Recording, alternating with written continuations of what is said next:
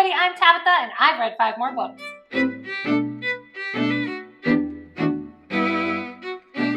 So the way it works on this channel is every time I read 5 books, I drop reviews right here. If you're looking for my rating scale, so in other words, how I determine if a book is 5 stars or 4 stars or whatever, you'll now find that at the end of the video. Down in the description, there's a helpful timestamp that'll let you jump right to it. In fact, in the description, there's also helpful timestamps that will let you jump to each book I'm about to review. Although, there's a lot of good ones this time around, so I do suggest you stick around and watch the whole thing. Ready? Go! The first book I read in the month of October was The Raven Boys by Maggie Stiefavater. This is a 2012 publication by Scholastic Press. It's a young adult age category fantasy story and it is 409 pages. Your synopsis. Every year, Blue stands next to her clairvoyant mother in the churchyard as the soon-to-be dead walk past. Blue never sees them. At least, not until this year, when a boy emerges from the dark and speaks to her. He's a student at an elite private school. One of the boys known as the Raven Boys, and Blue's life is about to become completely entangled with his. So what didn't I like about this one? Well, the first thing I can say is that this book does feature an economic divide emphasis that's a little uncomfortable to read. So what I mean by that is the characters who have a lot of money throw it around and are generally kind of jerks about having it. The ones who don't are good people, but they generally don't take handouts and they're sensitive about the spending of money. It's mentioned a lot and it felt like generalizing rather than a tool for some bigger lessons, and I didn't really love that. I will mention that this is the first book in a series, so it's possible the bigger lessons could come in later. But right now, I'm not crazy about that. Second thing I can say I didn't like about this one is it has a slow start. This one feels like it starts off really slow. It drags its feet quite a bit through the beginning, making you wonder what in the world we're getting at or what's going to happen. I feel like the audiobook helps with that a little bit because when you're listening to an audiobook, you feel like a person is telling you a story so you can get more comfortable with it even if it's slow. I have a feeling if I'd read this as a book, that would have been really hard to get into. Third thing I can say I didn't like about this one is Blue's backstory. Can you call it a backstory if they don't have a backstory? This girl had no one in her life before this book started. Did she have any friends? Does she go to school? Was she even alive before? Did she just pop into existence for this book? Is she invisible? She has no depth or story before page 1 of this book, and that really bothered me. Unless there's a big twist coming in book 2 that I don't foresee yet, I would have liked her to have more backstory and more personality. So what did I like about this one? Gansey, Adam, Noah, and Ronan? Sort of? Okay, look, individually, those boys are incredibly problematic.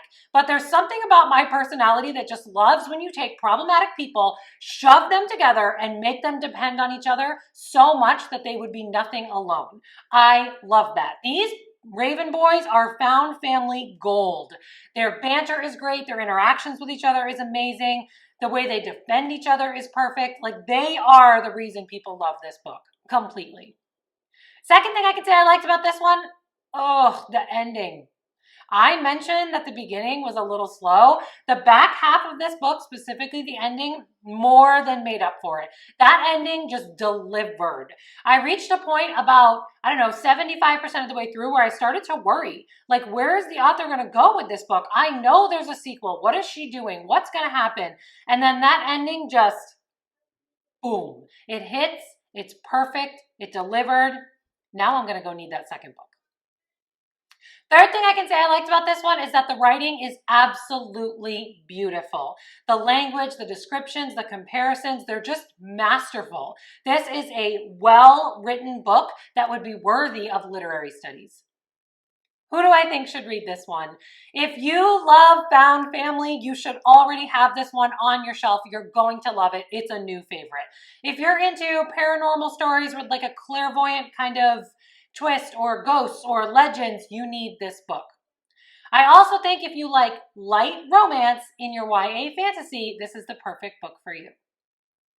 My rating? I gave this one 4 stars. I honestly think YA fantasy fans are going to get into this well-written book and absolutely just love all the depth of some of the characters. So 4 stars for The Raven Boys by Maggie Stiefavater. The next book I read for the month of October was Tokyo Ghoul Volume 1 by Sue Ishida. This was a 2012 publication by Viz Media. It is 224 pages, and it's a young adult age category horror manga. Your synopsis. Ken Kanaki is thrilled to go on a date with the beautiful Riz until he learns she's only interested in devouring his body.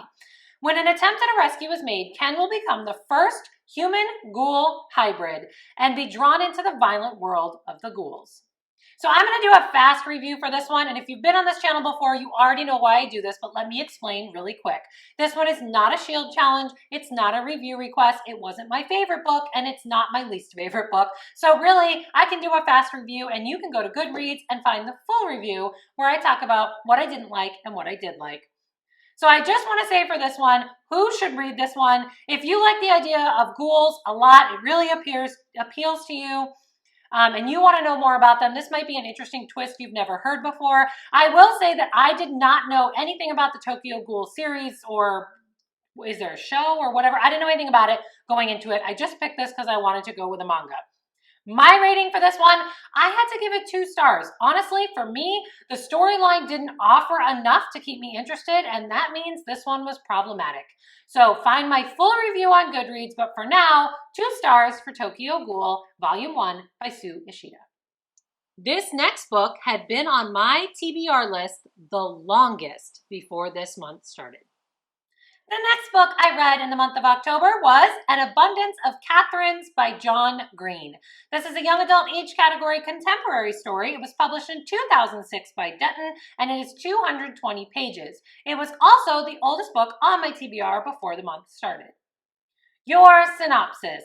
Colin Singleton just happens to be into girls named Catherine, so much so that he's dated and been dumped by 19 of them.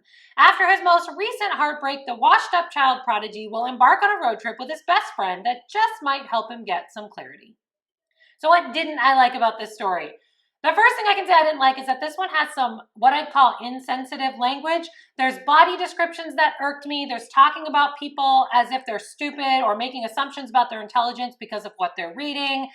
Just really, there's a lot of cringy descriptions of people that I'd say are insensitive. Second thing I can say I didn't like, why Catherine?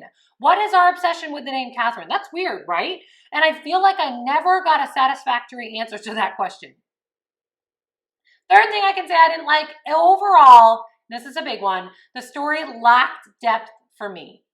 I didn't ever feel like I connected with Colin. I felt like this was kind of a shallow road trip story that never took enough time to delve into the characters or these lessons that I wanted it to. I just had higher expectations and I wanted more out of this book than I got. So what did I like about this one? The concept of attempting to write a mathematical formula for relationships was great. I actually know kids who tried to do this. So I completely related to that. I loved everything about that. I just thought it was really cool. And I love that John Green left the math in this story. That was wonderful. Second thing I can say I liked is that Colin is a child prodigy. He's brilliant. A lot of people in the review section of Goodreads and stuff like that rated it low and complained about finding Colin annoying, which I totally get. And you're obviously welcome to your opinion. But I actually loved Colin. I loved that he obsessed with on certain mathematical concepts and completely blocked out the people around him. I loved that he was so logical that people didn't really make sense to him. I love that he talked about how, even though he's brilliant, he had to work at things that he wanted to be good at. Really, I just loved him, and I loved the accurate way the child prodigy was pictured. Third thing I can say I liked about this one is the footnotes. Normally in a story, footnotes drive me crazy, but in this one they worked. They added personality to the story that I feel like it desperately needed. Who do I think should read this one? If you like smart main characters who obsess about things and you don't mind a shallow story to put them in, give this one a try. Honestly, you really have to be in that special niche. YA contemporary meets, I love the idea of a book starring a math geek. If you are right there in the center, you might love this one more than I did. My rating? Look, I gave this one 2 stars. For me, this lack of depth made this story problematic. If you're looking for a story starring a child prodigy and that's all you came for, you're going to rate this one a lot higher. But as far as a young adult contemporary story goes, The lack of depth makes this one hugely problematic. So I am going 2 stars for An Abundance of Katherines by John Green. Next up for the month of October is Where'd You Go, Bernadette by Maria Semple. This is an adult age category contemporary, although I'm also going to call it a humor novel, published in 2012 by Little Brown and Company, and it is 330 pages. Your synopsis. A mother leaves her family in chaos when she mysteriously vanishes. So what didn't I like about this story? It's a weird format. This one eventually makes more sense, but it's real off-putting in the beginning. It's told through like a series of emails and little stories and things like that. And so the format's a little odd, takes a while to get into, but eventually it does lend itself to that chaos, if that makes sense. The chaos has a purpose. How about that? Second thing I can say I didn't particularly like about this one is Elgin. He is not my favorite character by a long shot. He's entitled, distant, and he definitely makes decisions that I hate him for. So all around, he was like all of my least favorite things wrapped up into one poor, sad character. Third thing I can say I didn't like about this one is it is satire. You absolutely have to like satire to like this book. More on that in a second. It's not classic contemporary, which is what I think I thought it was. It's more like a sitcom where everything is over the top, overdone, and almost just plain silly. It gets the point across and it makes you laugh, and I'll get back to it in a second, but if you're not expecting it, you will not like the satire. Fourth thing I can say I didn't like about this one is that there are a few insensitive jokes or comments specifically about gender. Things like calling someone a girl, meaning it like an insult. And they're really going to bother you, so if you're overly sensitive to stuff like that, you may want to skip this book. What did I like about this one? Well, the first one is the satire. Yeah, okay, I just said I didn't like that. But if you go into this book expecting a contemporary story, you're not going to like the satire. But if you go into this knowing that it's a satirical story, knowing that it's over the top and silly like a sitcom, or if you just get used to that, you really kind of sink into it and enjoy the satire. For the second half of this book, it was just better. The second half is better because you're used to the format and you're comfortable with the satire and you know you're supposed to be laughing, and I think you just fall into that, and that's cool. Second thing I can say I liked about this one is Bernadette herself. The idea of a book taking a stifled creative and basing a story about what happens when she locks herself up and refuses to practice her art, she starts to go a little stir crazy. And you know what? She's unconventional, and I just loved that idea. I love the idea of taking that creative and making them stifle themselves and letting a whole story and their whole world unravel around that. That was cool. I like that. Third thing I can say I liked about this one is the ending. It reached a point about 75% of the way in where I told my husband, look, there's 2 ways this story ends. One path is going to make me absolutely hate this book and feel like I wasted my time. The second way is going to make this path an incredibly rewarding journey that I'm going to be glad I read. I can't ruin it for you. All I can say is that it goes that second path, and I'm glad I read it. Who do I think should read this one? If you're a fan of sitcoms like Arrested Development or Fuller House that are like over the top kind of like goofy situations, but you still find yourself enjoying the story and you laugh at them, I think you're really gonna love this book that surrounds Bernadette's mysterious disappearance. I also think if you're a fan in general of satirical humor, but books that seem contemporary, you're gonna love this one. My rating? Okay, this one takes some explaining. If you're a contemporary fan who likes realistic stories about family struggles and life, the description's gonna make you think this works for you, but it doesn't. So I'm gonna give it a low 3-star for you guys. You're not gonna all love it. However, if you're a satirical humor fan who likes ridiculous comedies that masquerade as contemporary stories, this one would be a 4-star. You're gonna love it. It's exactly what you're looking for. So that means I'm gonna go with 3.5 stars. I rounded to 4 for Goodreads, because this just falls to a specific audience, but please know what you're getting into. Don't just read the back and dive in. So a rounded 4 stars for Where'd You Go, Bernadette by Maria Semple. The 5th book I read for the month of October was The Massacre at Yellow Hill by C.S. Humble. This is an adult age category horror, although it does have paranormal and Western leanings. It's 2018 publication by Black Rose Writing, which is an independent press, and it is 179 pages. Your synopsis.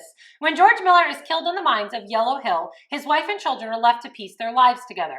Things get even more chaotic when it's revealed that his death was not the result of a freak mining accident, but instead the work of some terrible predator buried deep beneath the earth. So what didn't I like about this one? The first thing I wasn't crazy about is the ending. The ending didn't feel like it gave me enough to be satisfied with the story. Of course, I think there are more books in this series, but I would have liked a little more from this, even if it's an opening story. Second thing I can say I wasn't crazy about is the character development. Really, I don't know any of these characters as much as I want. I wanted backstories, hopes, fears. I don't really have any of that. It sort of feels like we just picked some characters, dropped them into the story, told a great story, but I wanted to know more about what makes these characters tick, and I didn't get that. Third thing I can say I didn't like about this one is that the middle of the book gets a little muddled. You're essentially following, I think, 3 people in the middle of this book, and when we jump from one to the other, it can get a little confusing, a little hard to keep track of what's going on. That happens sometimes in multi-POV books. I don't think it's a huge problem. Just be aware that it's coming if you read this one. So what did I like about this one? Western mixed with paranormal and horror. Yes, please. I mean, it's ridiculous to think that only like Victorian novels have that paranormal horror and contemporary novels have like paranormal horror. Westerns should have it too. I really thought that was cool. The Wild West had to have some of that, right? And I just love that. Bring it. I want more of that. That was cool. Second thing I can say I liked about this one is that it's well written. What I mean by that is I didn't spot any glaring grammatical errors or formatting issues. The descriptions worked, the language worked. Overall, I feel like this was just a well-written story. Third thing I can say I liked about this one, Tabitha. I mean, aside from a really cool name choice, spelling aside, she's an amazing character. She's a strong woman in the Wild West who's willing to do the work of a man, and she's not going to take crap from anyone. Hello? Yes, we knew I was going to love her. She is a great character. She's the one I wanted more backstory and depth to. I'm hoping she features in another book by this author. Who do I think should read this one? If you're a fan of horror stories that feature paranormal creatures, you're going to enjoy this one. Specifically, if you're interested in seeing that play out in the Old West, I don't know why you're not already buying this book. Go get it. My rating? I gave this one 4 stars. This one was hard to rate because it's a horror story at its heart, but it's a Western underneath. Still, I think horror fans are going to enjoy it, and I definitely think you should go give it a try if this sounds like your genre. So, 4 stars for The Massacre at Yellow Hill by C.S. Humble. Okay, that is it for me and the first 5 books that I read in October. I do want to say, we're using new equipment today. We have a new camera, new microphone, new tripod, same lights. So if you noticed a difference in sound quality or camera quality that you think I should know about, please make sure you tell us in the comments, because we're always trying to make sure we get you the best possible videos, and this one should be the highest quality you've ever seen from us.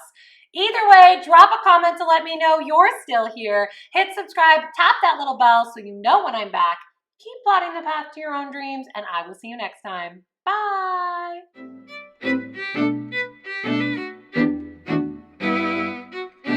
Regular watchers of this channel will already know this, but I do book reviews every time I've read 5 books.